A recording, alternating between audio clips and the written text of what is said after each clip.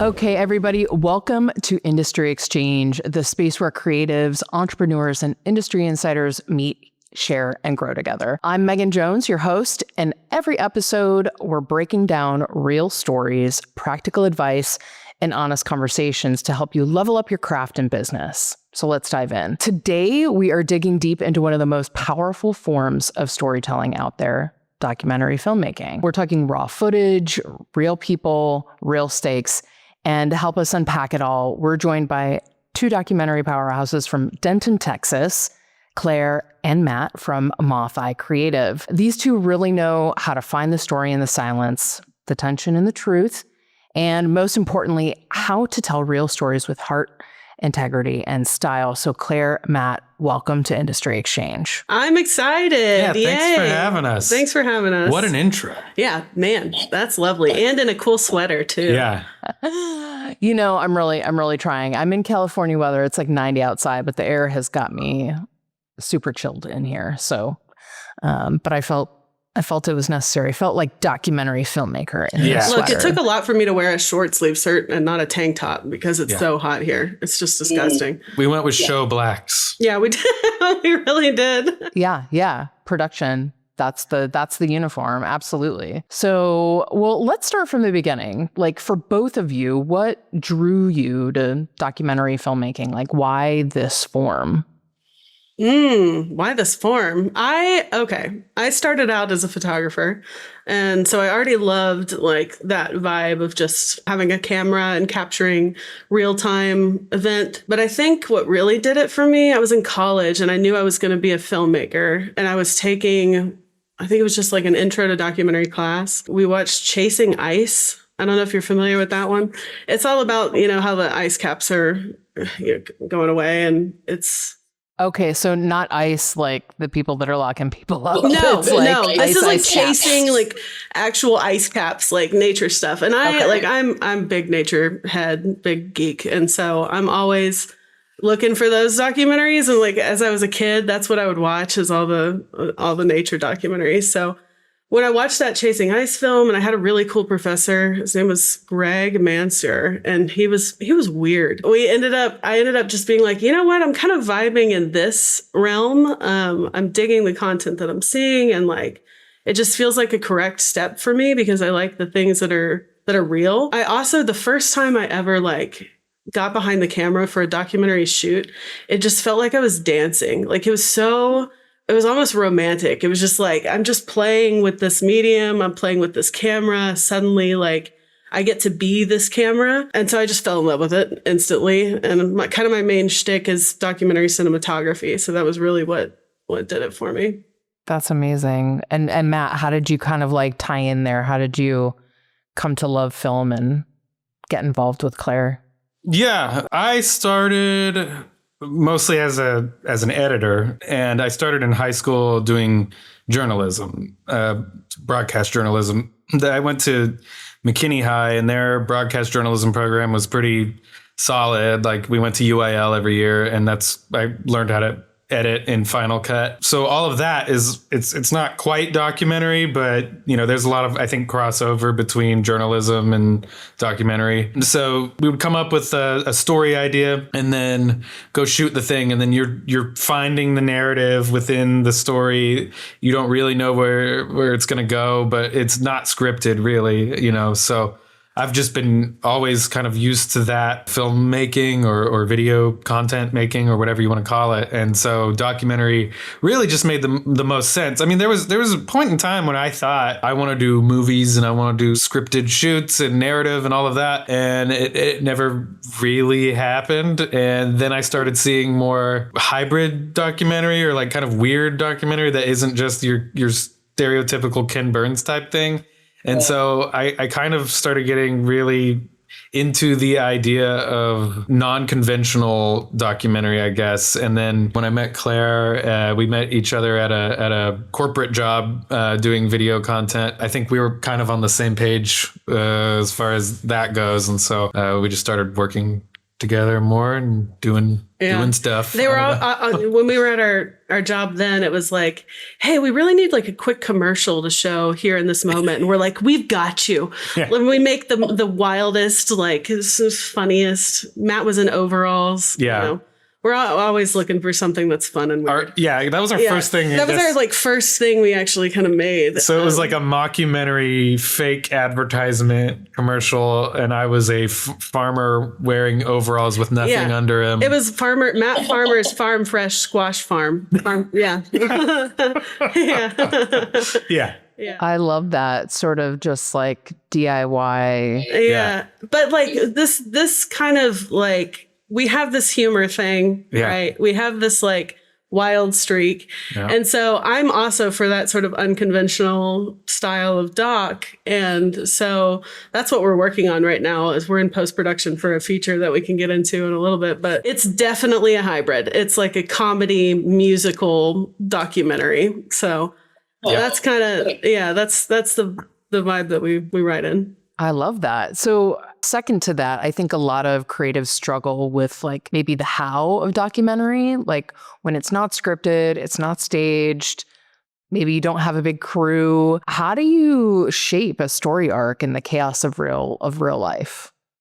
Well, this is a tough question, right? And this goes through all phases. Like you're in pre-production thinking about this, you're in production thinking about this. Hopefully you've got your editor as part of your production crew or just someone that has an editor's mindset as you're on production. And then you're thinking of it in post-production. You're completely crafting your story in post-production for documentary a lot of the time because you'll have, 40, 70 hours of something that you have to then distill down into a 40-minute episode. Whereas if it was scripted, then you have, basically the same amount of footage and you're just kind of paring it down there. But documentary is a whole different beast with storytelling in post. But I want to start with pre-production because when you're first looking for that story, you should be thinking about that arc already. And something that's very difficult is like a lot of times we're telling stories of things that happened in the past.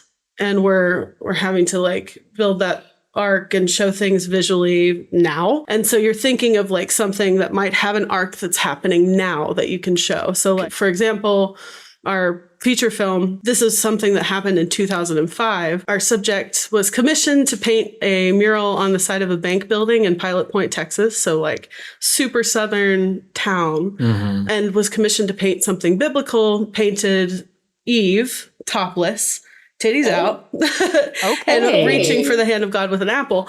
And so this caused complete uproar in the town. It cost them like $21 or something thousand in legal fees. It made national news because they ended up having her censor, the boobs by putting crime scene tape. She decided to do that. Yeah. And it like fluttered. This varies, but it like fluttered down on Easter morning, or maybe it was homecoming. It's told differently. So this happens, right?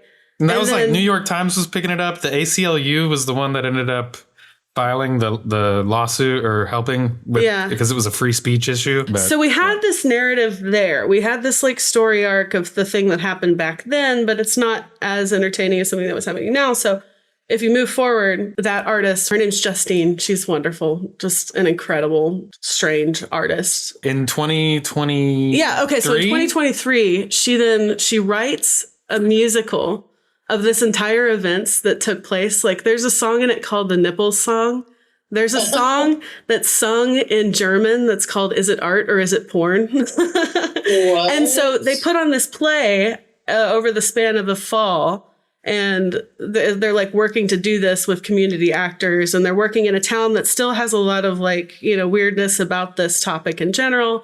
So that was the film that we made. We saw that there's a beginning and an end here. If you can identify a beginning and an end, if okay, they are going to hold auditions for this musical, and then at one point they are going to premiere this musical, that's already a built-in storyline that you can start to then build out of, because it's hard. I shot a film where it was about fire towers in Eastern Oregon and the people that work and live in those. And so I really didn't know where my story was going in pre-production. Part of it's because I was really early in my career, but part of it too was I just wanted to see where it would go. You know, I've lived with each of them for 2 weeks, and I just wanted to see what would happen in that and then craft it later. And it did stories did start to arise. So that's when like having an editor's brain in mid-production is so important, because you have to start to realize this storyline's coming up. Oh, this character's interesting. And sometimes you'll have a thing in your mind. You're like, oh, I'm going to focus on this person.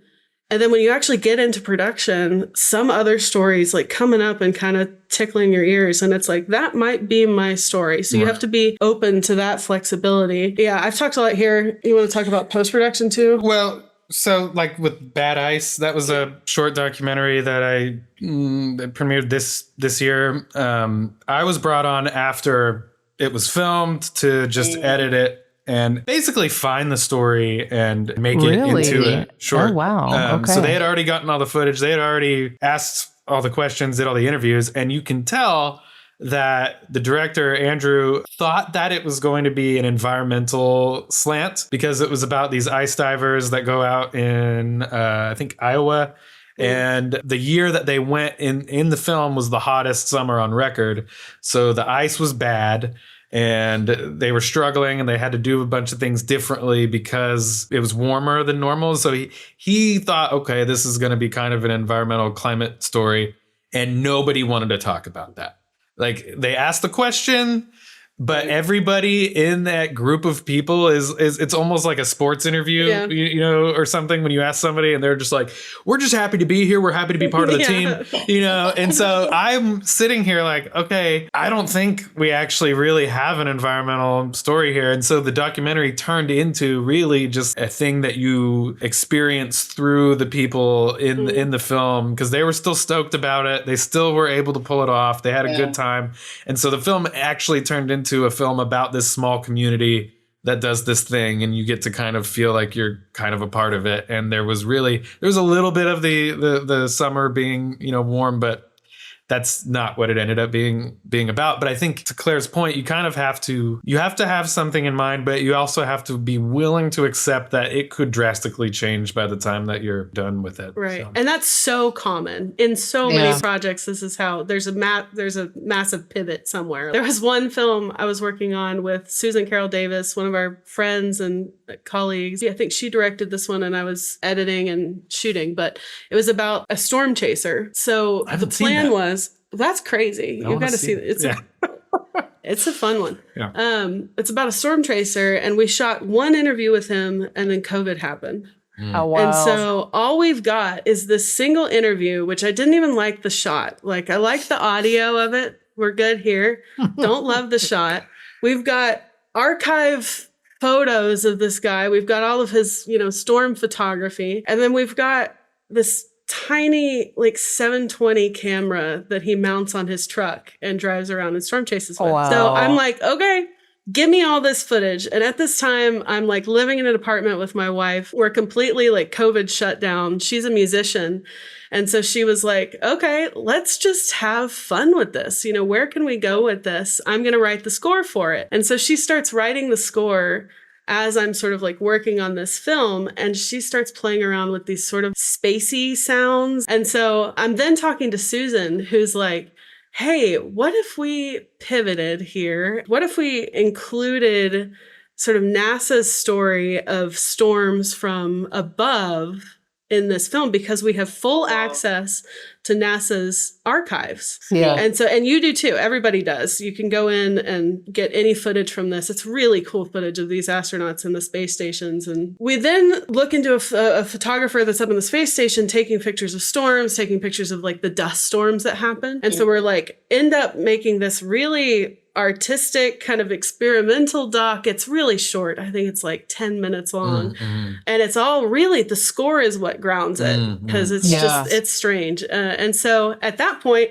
that film became something completely different. And the storytelling actually was born from the score. You just have to be very flexible with your end product. Yeah. It can't stay the same in your mind. Yeah. Wow. Yeah. Those all took a totally like different journey. So that's interesting that you really have to sort of be on your toes and be open to change along the way, it sounds like Yep. immediately. So I am curious, you mention these different people and topics that you're sort of diving into. Documentary film often walks a fine line, right, between observation and involvement. So I'm curious from like an ethics and, building trust standpoint, how do you approach like in this Texas town where maybe people didn't want to talk about this subject matter, how do you approach being ethically responsible in your work? Yeah, this is something that's always, or should be, always on your brain. We programmed a film for Thin Line Fest, which is a festival that happens in Denton every spring. Denton, Texas. Denton, Texas. Come on out. It's a great time. We're both on the board for Thin Line. But we programmed this film called Subject, which was about the subjects in documentary films and in some of the more famous documentary films and their sort of healing and what that felt like for them. So as a documentary filmmaker, you're always thinking about how this end product is going to have some kind of impact on this person's life. And you're not even sure, you can't possibly know what that impact is, because once you put something out in culture grabs it, and they're going to do what you want with it. So there's a couple of different things that I think about here. One of them is that we are obviously making a documentary, and that's how I like to be in my work, is I am clearly here with a camera. And so I like to have some form of involvement. It's not necessarily that I'm making a participatory piece of work. I'm not like on camera myself, but there's clear signs. Like sometimes you'll see me in a little mirror, or you'll see actually on this feature film with the Texas town, my wife was running boom for some of it, but she's also in the film because she is the music director of it. And we're actually, the whole crew is going to be in it. Yeah. We're treating the crew as a character. We are part of it. Because we were there for 3 or 4 months of this play, and then they got to know us. And so that's not a normal thing. Yeah. It's a little bit fourth wall-y, but I like to do that though. I like to remind that this is our craft, that we are making something, that there is no documentary that is true reality. Even freaking Leviathan, which is a film where they strapped GoPros to 25 GoPros to a deep sea fishing boat and just let them roll and then cut a crazy freaking film out of it. Even that is constructed in a way. And so I think a lot of us know that now at this point, right? And so that's helpful, but I still like to bring out some of those, I'm here. I'm a human being whose brain is changing this film in some way, It's so hard to answer this question because it's like, are you a skeevy person? That's a lot of that is kind of what it boils down to is are you a good person? Do you have the right intentions for this? As a crew, we're always having those discussions. So I'm very liberal, and a lot of the folks that we were interviewing are not that way. Mm-hmm. Yeah. And a lot of this town is not that way. And Madison, my wife, who's in the film and was running Boom, she has a connection with the town. Her family lives there. She grew up there for some of her childhood. She was like, I just don't want you to make fun of them. Right. And I was like, I don't want to either, but I want to make a comedy because this is funny. And I think making a comedy documentary is especially tricky when it comes to ethics. Mm-hmm.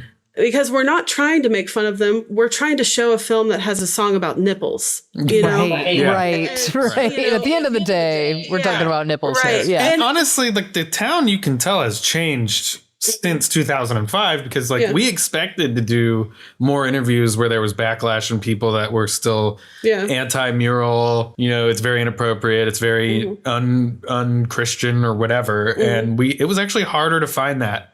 Because now she's making this musical and it's been kind of embraced and it's become mythos of the town a little bit. It's like lore. Yeah, it's really cool. So I think the worry of making fun of them is kind of subsided because of that. I don't know. Yeah. But also because we know them so well at this point. True. You really do have to know your people, and they have to know you.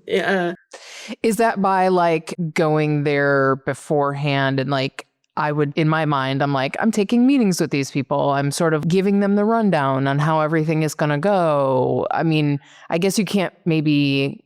I mean, to some extent, yeah. I've done it a couple different ways. With this one and with Justine, our main character, we had meetings way before in advance where we would go have coffee and, kind of get to know. But I think there's a lot of times where you're just filming and building that trust at the same time. I was just on a documentary series shoot, and we basically arrived there. The guests that we were filming arrived, and we had to immediately dive into interviews. Just at that start, when they walk in the room, making them feel comfortable, making them feel less us and them, Right. definitely helps. But I always have that in the back of my mind. Like anything that I film, the second that I create a piece of content out of your likeness, I could do anything with that. I don't know how to answer it other than like, are you you shitty? And like, you can even take something like we do. Moth Eye has been doing testimonials for a doctor's office. So we're just interviewing quick interviews with people that are currently patients or used to be patients of this doctor's office. And that's a big thing to talk about, especially something that personal. And a lot of the times these people are a lot older than us. And even though it's like a 5 to 10 minute thing, we are still building trust with them on set, mid interview.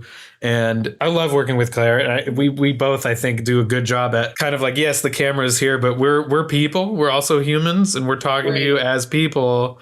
This isn't a scripted thing. Like, don't worry about this light. And eventually, after a little bit of time, people can start to tell. And there are technical things that you can do here. Like, as you're building this trust, know that it's probably not going to be there right away. So start with easier questions. Start with talkative questions, and then prove to them that you're listening by going back with another question that feeds off of what they've been telling you. Got to be an active listener. Got to be an active listener. It also helps when they have a crush on Matt.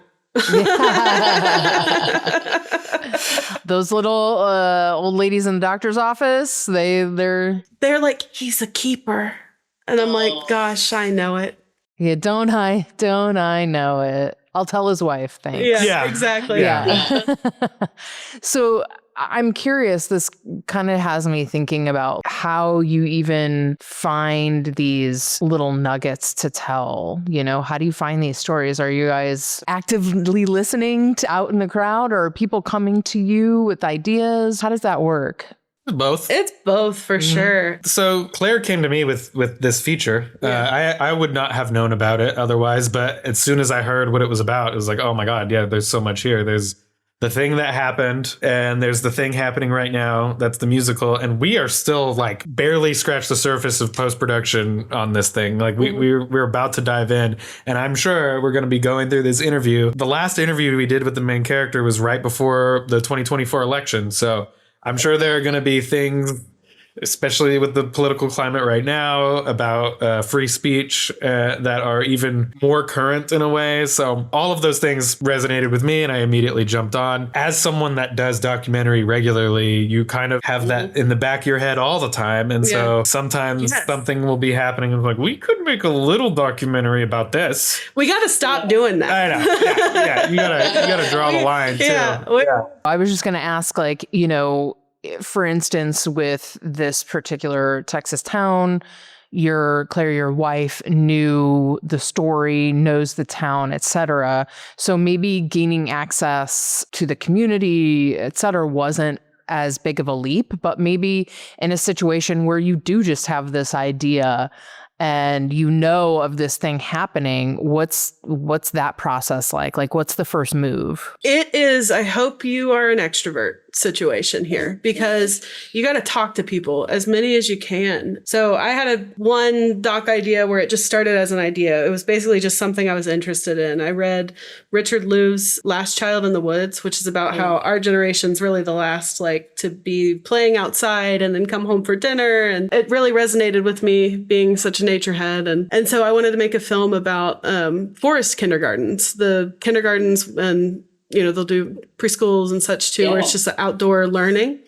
And there's like 2 Montessori schools that like scratch it in Texas, but the main ones are happening in like Colorado and some of the more northern states, which I get because Texas heat would be destroying. Brutal. Terrible. And so immediately then is when you just start the research process. Okay, who are all the schools? Who are all the connections that I could reach to? Which schools maybe have something interesting about them? Were they started by a woman? I'm just like looking at all the things. And then I'm just cold calling or, cold Facebook messaging or whatever. And I'm just laying it all out there. I give them some of my background. I give them a couple of pieces of work that I've worked on. And then I talk about why I care about the subject. And I think that's the most important thing. And then you're going to get so many ghosts. Like you're not, and then a couple of people respond. I was so lucky. This woman named Megan responded, who started her own forest. Great name. Yeah, great name. Started her own forest kindergarten. Has an amazing young son that was also part of the program. And we've got to go out there and film a couple of times with those students. And it was amazing. Did she end up being like the main person in the film? Yeah, she did. That's interesting. Okay. Yeah. Because that's almost always, I feel like with documentary, what happens too is not all of them, like there are historical documentaries or like, murder mystery type things, but so many are ultimately revolved around one or two people, right? Yeah. Well, part of that is just like relatability. I think too, you want to like relate to a character. You want to have, when we're watching documentaries, our brains are acting as though they're fiction films. We're like, I'm following you. You are who I care about, and we need that. Because that's the same thing with fiction. Yeah. There's always at least one or two. You got a protagonist or whatever. Yeah. But it doesn't up that way. In terms of like finding story, yes, always listening. Okay. The Fire Tower one, I was actually up at a music festival in Oregon and I took a hike with like my whole family up to the like Summit Point Lookout or whatever. We didn't know there was going to be a fire tower. There was, and there's this like lady up there that's like, hello, come on up. And I was like, well, my God, yes, I will be coming on. Who are you and what is happening here? That was exactly what my questions is like. When I got up there, I'm like, oh my God, you live here? You live up on this swaying remote fire tower and you rope up your water every day? What are you talking about? So that was kind of the thing. It was just like running into a story, And I think that happens a lot. I also want to say too that there's like a lot of documentary work where the story will be brought to you, just like kind of what Matt was saying, is there's a lot of like producing teams out there that are looking for crew. And so a lot of times it is like brought to you. But in terms of just like seeking stories out, man, it's a mixed bag. Yeah. So, that's good to know because any idea you're kind of like, let's nibble at it and see what happens. But I'm curious to talk about falling on a budget. What does it look like to make documentary film on a shoestring budget? Like what corners can be cut, which ones can't? Let's talk about that a little bit. Let's talk about that. We feel like, okay, we might finally be moving out of the, hey, let's do this with no budget. Yeah. Part of our lives, which was a long. Love that for you. Although we still we're about to do post-production on an entire feature-length documentary with absolutely no funding. So. No funding, zero funding. so kind of. Yeah, exactly. Yeah. So we did this entire feature. No funding. It was a $0 budget from depending on how you look at any funding. Outside forces. Yeah. There was gear. That was donated. We had gear donated to us by Falcon Events, and that was a lovely thing. And also, we just had time donated to us. So if you can find a group of people that are interested in what you're doing, you can make it work. Now. That doesn't always happen. We need money, right? In general, we can't always be expecting people to come and sign up for your crazy wackadoodle ideas. I was lucky because some of my colleagues are also my besties and they have a good sense for story. And so they were down. I did another film with her and Susan, The Takeaway. And Susan got a little bit of grant funding from the city. And then they paid me some of that to edit the thing because I came on at the very, very end, And so there are little things like that you can do too. And I would say I would love to be better about grants and getting and figuring out grant writing and all of that. That would be great. Yeah. Honestly, I'm going to say with full transparency, I hate doing that side of things. Right. I hate it. It drives me absolutely crazy. But I think we can answer the whole, like, what can you cut corners on and what can't you? I mean, if the story is good, if your gear is shitty, but the story is good, the film will probably be better than if you have amazing gear with a shitty story. Yes. Does that make sense? That makes total sense. Like, now, that being said, do not cut corners here. Get a good mic and get a good focused audio recordist that's going to like truly care about the sound that's captured. Underrated. Audio is half of it. It's 50% of the audio and video. I would say that's one thing, because we both program for Thin Line, and so we're constantly looking at documentaries to be played on a big screen in front of a crowd, and so we have to be thinking about what is it going to sound like in this giant room. Sure.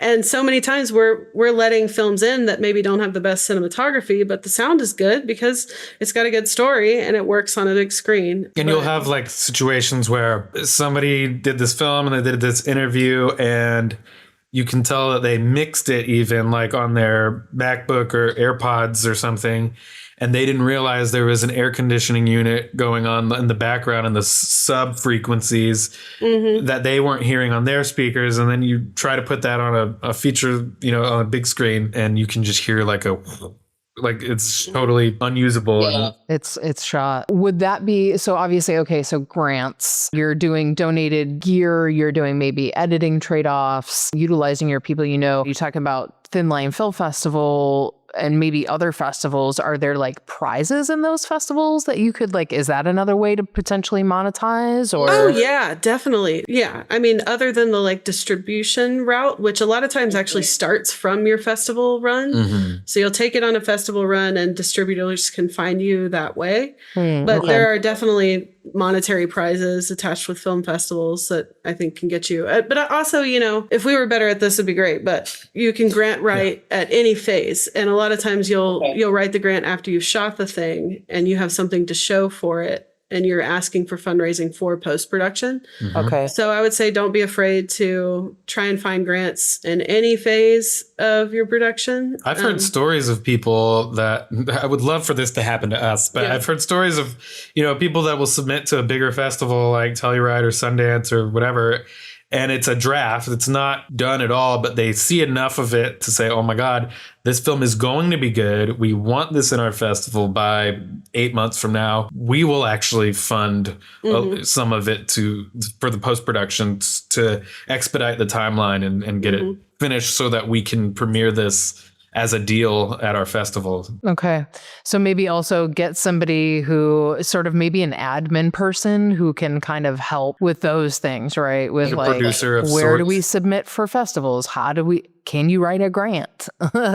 Where do we submit for things like that? So, okay, cool. And you did bring up a good point earlier too when you said trade-offs. If you're a creative person, you probably have a lot of creative friends and you probably know other creative people doing other creative things. So there's, a good chance that it's like, hey, if you come do sound for me on this interview, I will come film your other thing next week and we can do it that way, swap. It's true. I feel like the film community has always been the best with that. I lived in Austin for years and, big film community there. And they were always like, everybody was always somebody else on somebody else's film, It happens all the time. Yeah. So it's cool. Well, what advice then do you think you would give artists or filmmakers who want to jump into documentary, but maybe feel overwhelmed with limited resources? Yeah, I would say just do it. Do it anyway. I was going to say just freaking try it. Shoot it on your phone. Who cares? There's this guy in Dallas here that does a workshop his name's Bart Weiss, does a whole workshop on shooting a documentary on your phone. On your phone. And so, I'm kind of like, don't do it. But hey, that's better than generative AI. Yeah, it is. It is. The story is the most important part. If you really truly have a shoestring, you don't have any budget, you don't have any access to gear, well, you have access to your phone. You have access to those tiny little Rode mics that you can purchase for not very much. You can make something, or you can at least start trying to make content and see how it feels for you. See if you fall in love with it. You can rent gear. You can rent gear. You can. It's We a little have been, cheaper. I'll do a little plug. We've been renting from Lens Rentals quite a bit for like every shoot. Thanks, Lynn. They are really great with having nice competitive pricing and A lot of triple times, checking your yeah. gear. And that's been definitely helpful. They And usually sometimes charge, like if you rent something for a weekend, it's a better deal than like they charge for one day if it's over the weekend, right? Right. There's little tricks like that. Yeah. And I have heard of people too that have gotten like just a donation for one specific thing. So if you're asking someone for a donation, then you can ask for specifically for the rental of the gear, you know, or to pay for this colorist. Right. And that helps somebody kind of have ownership over their donation. Like, oh, I did this one specific thing for the film. I did that a little bit when I was shooting some graduate student work, when I was just looking for donations. But you can also look for organizations that care about the work that you're doing and try that route. Love that. That's a great. I would also say, you know, because we both program for a festival, it's become, I've only been doing it a couple of years, and it's become very clear to me that with documentaries specifically, programmers are going to be a lot more forgiving because it's a documentary. You generally don't have as big of a budget, but it's also because it's happening and you're running and gunning and things are happening in the moment, and you might not have your camera on you and have to use your phone for this specific thing that's happening or whatever it is. I think generally programming directors are a little bit more forgiving with documentary because, you know, it's partially unplanned. You cannot plan everything. You can't you can't plan for if the weather's really bad or, you know, if the wind is going crazy. Well, that's the thing too. You said too, like, this documentary is time. That's the biggest thing that you're giving, just because there's so much footage that you're capturing. You want to just stay and get as much as you can. That's what you're asking from people here. If you're not paying them, is for time. Give me your time. And a lot of people are willing to do it. It's a season in their life where they are, and some people aren't. And I think that's okay. If someone asked me to do a feature documentary right now, I would just maybe melt down. I'd probably say yes, because I always say yes, but just kidding. I would say that. You're good at that. Honestly, Matt, the other day I was like, Matt, should I audition for The Sound of Music? She literally. Oh, wow. Yeah, I didn't know how to. This is like right after we had a conversation about just how much stuff we have to do, and we're like going through our to-do I was list. very supportive. Yeah, you were so sweet about it. I mean, you were like, if your heart wants to. Yeah, you know, if it will bring you I just want to be a nun so bad. I mean, don't we all? You know, at the end of the day. So. At the end of the day. Yeah. I always have. You're always thinking that. You're notoriously saying it. We love to sort of wrap up Industry Exchange with sort of a takeaway, right? So that one piece of advice, truth, reminder that you might give, you know, an upcoming filmmaker trying to do the work with integrity. Yeah. Like, what would you tell your younger self when you were just starting out? There's no correct way to do anything. Really. I mean, there is, I guess that's a little bit too vague, but like, don't be afraid to mess it up or break rules. A lot of people, I didn't go to school for film. I have an English degree. I didn't learn a lot of the academic stuff that I wish I had learned, but I'm also kind of happy that I didn't, because I'm constantly doing things the wrong way. But that's okay. I think that's totally okay, especially with documentary. You can do it however you are comfortable with, you know?